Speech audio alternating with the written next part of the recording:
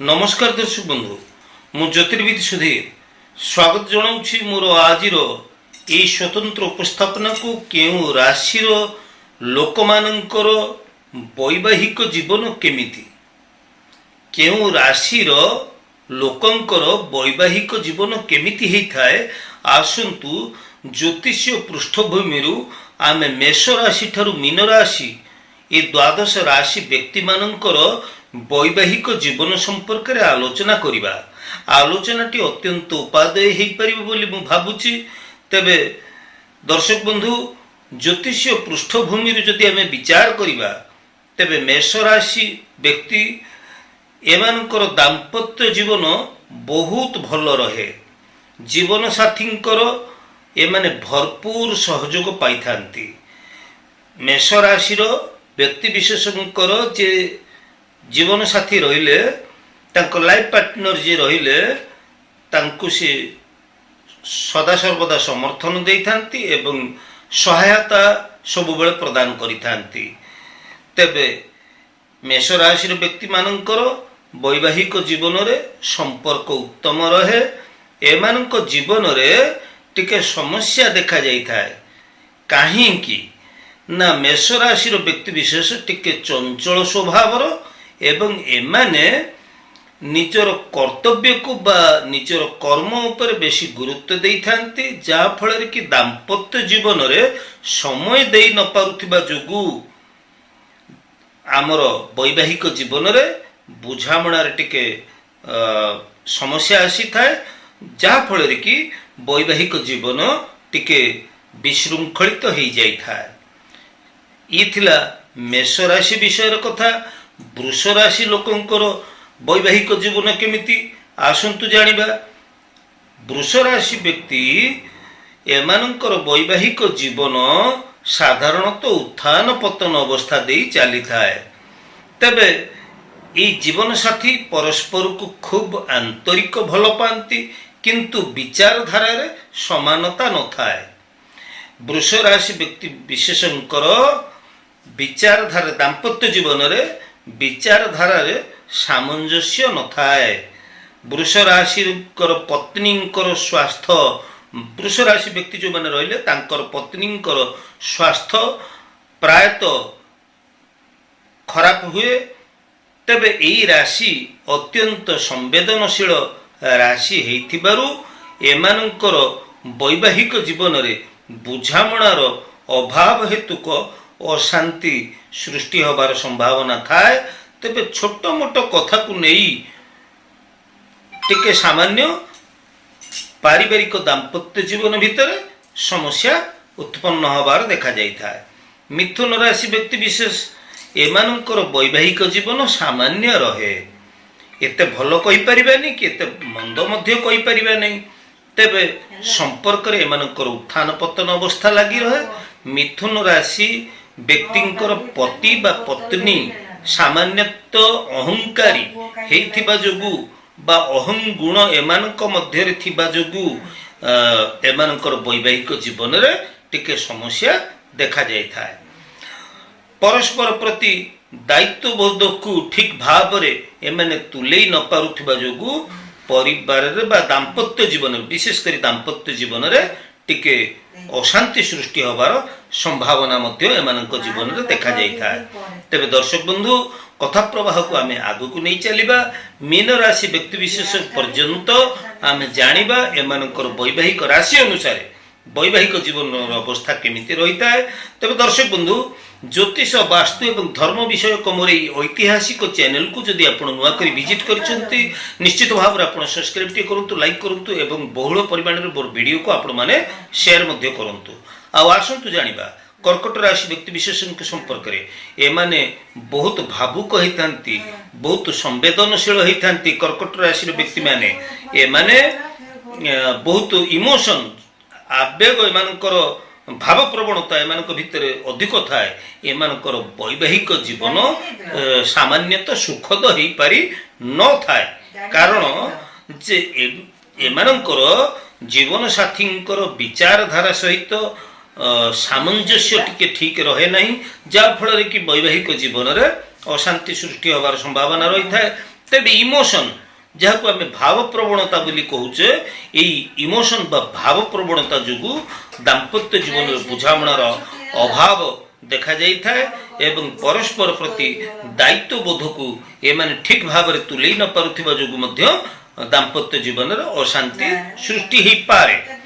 ତେବେ ସିଂହ ରାଶି ବ୍ୟକ୍ତି ଏମାନଙ୍କର ବୈବାହିକ ଜୀବନ ବିବାହର ବର୍ଷେ 2 ବର୍ଷ ପର୍ଯ୍ୟନ୍ତ ଟିକେ ଏତେ ଭଲ ରହେ ନାହିଁ। ତେବେ ସମ୍ପର୍କ ଧୀରେ ଧୀରେ ଏମାନଙ୍କ ଭିତରେ ନିବିଡ଼ ହେବାକୁ ଆରମ୍ଭ କରେ। ଜୀବନସାଥୀ ଏମାନଙ୍କର ପ୍ରଥମ ବିବାହର ବର୍ଷେ 1.5 ବର୍ଷ ପର୍ଯ୍ୟନ୍ତ ବା 2 ବର୍ଷ ପର୍ଯ୍ୟନ୍ତ ଟିକେ ପ୍ରଥମରୁ ତାଳମେଳ ଠିକ୍ ରହେ ନାହିଁ ବୈବାହିକ ଜୀବନରେ। ତେବେ ବୈବାହିକ ଜୀବନରେ ଏମାନେ ଟିକେ ସ୍ୱାର୍ଥୀ, ତେଣୁ ଏମାନଙ୍କର ସ୍ୱାର୍ଥ ଭାବନାକୁ ଛାଡ଼ି ସମର୍ପିତ ଭାବନା ନେଇ ପରସ୍ପର ଭିତରେ ଉତ୍ତମ ବୁଝାମଣା ରଖିଲେ ଏମାନଙ୍କର ବୈବାହିକ ଜୀବନ ବେଶ ଭଲରେ ବିତିଥାଏ। ଆସନ୍ତୁ ଜାଣିବା କନ୍ୟା ରାଶି ସମ୍ପର୍କରେ। କନ୍ୟା ରାଶି ବ୍ୟକ୍ତି ଏମାନଙ୍କର ବୈବାହିକ ଜୀବନ ଏତେ ଭଲ ନଥାଏ। ପ୍ରଥମରୁ ବୈବାହିକ ଜୀବନରେ ଟିକେ ଭଲ ରହେ ନାହିଁ।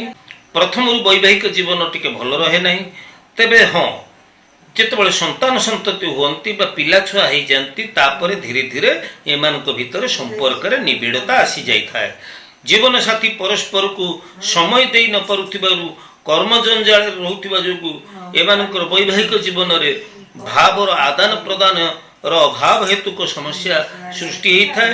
ତେବେ ନିଜର ଇଚ୍ଛା ଅନୁସାରେ କନ୍ୟା ରାଶିର ବ୍ୟକ୍ତି ବିଶେଷ ଏମାନେ ନିଜର ଇଚ୍ଛା ଅନୁସାରେ ସ୍ୱାଧୀନ ଚିନ୍ତାଧାରାକୁ ନେଇକରି ବଞ୍ଚିବାକୁ ଭଲ ପାଆନ୍ତି, ଚାଲିବାକୁ ଭଲ ପାଆନ୍ତି, ଯାହାଫଳରେ କି ଏମାନଙ୍କ ଭିତରେ ପରସ୍ପର ଭିତରେ ବୁଝାମଣାର ଅସାମଞ୍ଜସ୍ୟ ଯାହା ବୈବାହିକ ଜୀବନରେ ସମସ୍ୟା ଆଣିପାରେ।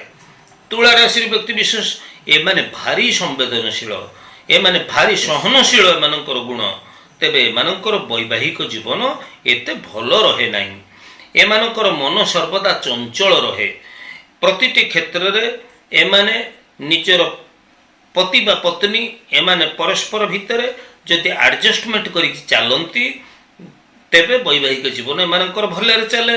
ତେବେ ହଁ, ଏଠି ଗୋଟେ ଗୁରୁତ୍ୱପୂର୍ଣ୍ଣ କଥା ହେଉଛି ଯେ ତୁଳା ରାଶିର ବ୍ୟକ୍ତି ବିଶେଷ ଆପଣଙ୍କର ବୈବାହିକ ଜୀବନରେ ଯଦି ତୃତୀୟ ପକ୍ଷ କେହି ହସ୍ତକ୍ଷେପ କରେ, ତାହେଲେ ଆପଣଙ୍କର ବୈବାହିକ ଜୀବନ ସମସ୍ୟାରେ ପଡ଼ିଥାଏ। ଆପଣଙ୍କର ବୈବାହିକ ଜୀବନରେ ଆହୁରି ଅଶାନ୍ତି ସୃଷ୍ଟି ହେବାର ସମ୍ଭାବନା ରହିଥାଏ। ବିଛା ରାଶି ବ୍ୟକ୍ତି ବିଶେଷ ଯେଉଁମାନେ ରହିଛନ୍ତି, ଦମ୍ପତି ମାନେ ରହିଛନ୍ତି, ଏମାନଙ୍କର ଦାମ୍ପତ୍ୟ ଜୀବନ ମଧ୍ୟମ ଧରଣର ଥାଏ। ଏତେ ଭଲ କହିପାରିବାନି କି ଏତେ ମନ୍ଦ କହିପାରିବାନି। ତେବେ ହଁ, ବିଛା ରାଶିର ବ୍ୟକ୍ତି ବିଶେଷ ଏମାନଙ୍କର ବୈବାହିକ ଜୀବନକୁ ଯଦି ଆମେ ଦେଖିବା, କାର୍ଯ୍ୟ ବ୍ୟସ୍ତତା ଯୋଗୁଁ ଏମାନେ ପରସ୍ପରକୁ ସମୟ ଦେଇ ନ ପାରୁଥିବା ଯୋଗୁଁ ସମ୍ପର୍କରେ ଟିକେ ବୁଝାମଣାରେ ସମସ୍ୟା ଆସିଥାଏ। ତେଣୁ ଉଭୟ କେହି କାହାକୁ ସମୟ ହିଁ ଦେଇପାରନ୍ତି ନାହିଁ। ଦାମ୍ପତ୍ୟ ଜୀବନରେ କେହି କାହାକୁ କାର୍ଯ୍ୟ ବ୍ୟସ୍ତତା ଯୋଗୁଁ କେହି କାହାକୁ ସମୟ ନ ଦେଇ ପାରୁଥିବା ଯୋଗୁଁ ଏମାନଙ୍କ ଭିତରେ ଦାମ୍ପତ୍ୟ ଜୀବନରେ ଟିକେ ମଧୁରତା କମିଯାଇଥାଏ। ତେବେ ଧନୁରାଶି ବ୍ୟକ୍ତି କଥା ଯଦି ଆମେ ବିଚାରକୁ ନେବା, ଏମାନଙ୍କର ବୈବାହିକ ଜୀବନ ଅତି ଉତ୍ତମ ହେଇଥାଏ, କିନ୍ତୁ ଜୀବନସାଥୀଙ୍କ ସହିତ ଏମାନଙ୍କର ମନ ଟିକେ ମିଶେ ନାହିଁ। କାହିଁକି ନା ଧନୁରାଶିର ବ୍ୟକ୍ତି ବିଶେଷ ଏମାନେ ବହୁତ ବୁଦ୍ଧିମାନ। ତେବେ ଏମାନଙ୍କର ସମୟ ସମୟରେ କ୍ରୋଧ, ଏମାନଙ୍କ ଭିତରେ ଥିବା ଅହଙ୍କାର, ଯାହାକି ଦାମ୍ପତ୍ୟ ଜୀବନରେ ବୁଝାମଣାରେ ସମସ୍ୟା ସୃଷ୍ଟି କରିଥାଏ ବା ଅଶାନ୍ତି ଉତ୍ପନ୍ନ କରାଇଥାଏ। ମକର ରାଶିର ବ୍ୟକ୍ତି ବିଶେଷ ଏମାନଙ୍କର ବୈବାହିକ ସାଧାରଣତଃ ମଧ୍ୟମ ଧରଣର ଥାଏ ବୈବାହିକ ଜୀବନ। ତେବେ ପ୍ରଥମରୁ ବାହାଘରର ବର୍ଷେ 1.5 ବର୍ଷ ପର୍ଯ୍ୟନ୍ତ ଟିକେ ସମସ୍ୟା ଆସେ, ଟିକେ ଆଡ଼ଜଷ୍ଟ ହେବା ପାଇଁ ପରସ୍ପର ଭିତରେ ଟିକେ ସମସ୍ୟା ଆସିଥାଏ। ତେବେ ହଁ, ବିବାହର ବର୍ଷେ 1.5 ବର୍ଷ ପରେ ପରେ ଧୀରେ ଧୀରେ ବୈବାହିକ ଜୀବନରେ ସମ୍ପର୍କରେ ନିବିଡ଼ତା ଆସେ ଏବଂ ବୈବାହିକ ଜୀବନ ମଧ୍ୟ ଖୁବ୍ ଭଲ ହୋଇଥାଏ। ତେବେ ମକର ରାଶିର ବ୍ୟକ୍ତିବିଶେଷଙ୍କର ଜୀବନସାଥୀ ଏମାନେ ଭାରି ସମ୍ବେଦନଶୀଳ ଏବଂ କଠୋର ହୃଦୟ ରହିଥିବାର ଦେଖାଯାଇଥାଏ। କୁମ୍ଭ ରାଶିର ବ୍ୟକ୍ତିବିଶେଷ ଏମାନଙ୍କର ବୈବାହିକ ଜୀବନ ମଧ୍ୟମ ଧରଣର ହୋଇଥାଏ। ତେବେ ବୈବାହିକ ଜୀବନରେ ଏମାନଙ୍କର ତାଳମେଳ टिके ठीक रहे नहीं। तथापि एमानक भितर परस्पर भितर भल पाइबा परस्पर भितर आकर्षण भावना भल रही थाए। केही काको छाड़ी पारंती नहीं। परस्पर को सहयोग और हाथ बढ़ाई एमाने जीवन में आगु को बढ़ी थांती। आउ आसंतु जानिबा मीन राशि दाम्पत्य जीवन अवस्था केमती रहे। मीन राशि व्यक्ति विशेषकर दाम्पत्य जीवन बहुत भल थाए। एमानकर जीवन साथी आंकु बहुत भल पाती एवं एमानकर जीवन साथी जे से माने बहुत बुद्धिमान होई थांती, भारी विश्वासी लोक मध्य होई थांती। केवल जहाँ एमानकर दाम्पत्य जीवन में अशांति आसे सेटी होची केवल आर्थिक मामला बा धन संबंधी बा टंका पैसा संबंधी समस्या को लेकर दाम्पत्य जीवन में एमानकर कलह बा अशांति हबार संभावना रही थाए। तेरे दर्शक बंधु आमे आज जानिले जे मेष राशि ठारू मीन राशि व्यक्ति विशेष मानकर दाम्पत्य जीवन बा वैवाहिक जीवन अवस्था केमिति रुहे। ज्योतिष पृष्ठभूमि ये जे तथ्य आपण आगे मुझे उपस्थापन कली यह आपन को केमिति लगिला। जदि आज उपस्थापनटी आपन को भल लगी थाए ताहले निश्चित भाव में आपण मोर वीडियो को नुआ करी देखुतिले ज्योतिष वास्तु एवं धर्म विषय को मोर ऐतिहासिक चैनल को आपण निश्चित भाव में सब्सक्राइब करेंगे, लाइक करेंगे और शेयर करेंगे। आज तो समय ही दर्शक बंधु पुणी आम परवर्ती देह देखा से पर्यंत मो विदाय नौछि। ज्योतिर्विद सुधीर। जय जगन्नाथ।